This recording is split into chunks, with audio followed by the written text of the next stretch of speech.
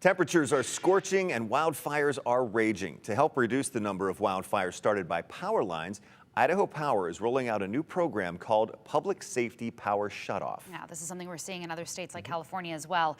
News Channel 7's Abby Davis talked to Idaho Power about who this program impacts and exactly how it works. Abby?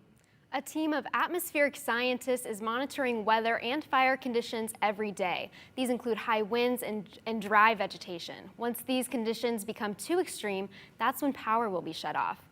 The agency identified 9 high-risk wildfire zones in the state. Take a look at your screen. You can see where those zones are, mostly in and around the Idaho City area, Garden Valley, and Lake Cascade. About 5,000 people live in those areas, which is less than 1% of Idaho Power's customer base. Idaho Power spokesperson Sven Berg says it's not uncommon for power lines to start a wildfire. Most often, a tree branch touches a power line and something sparks. In the past, Idaho Power has de-energized lines to keep firefighters safe, but they have never proactively turned off power because of wildfire risk. Berg says you can never be too careful. We want to just take an extra step in being careful about making sure that communities are safe, our employees are safe, that customers are safe.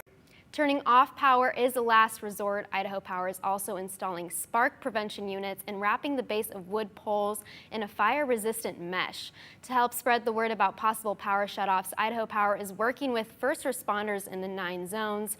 Berg says assessing what your family needs to get by without electricity is key. Do you have medical equipment that needs to run on electricity? Do you have livestock that you water with water from that needs to be pumped?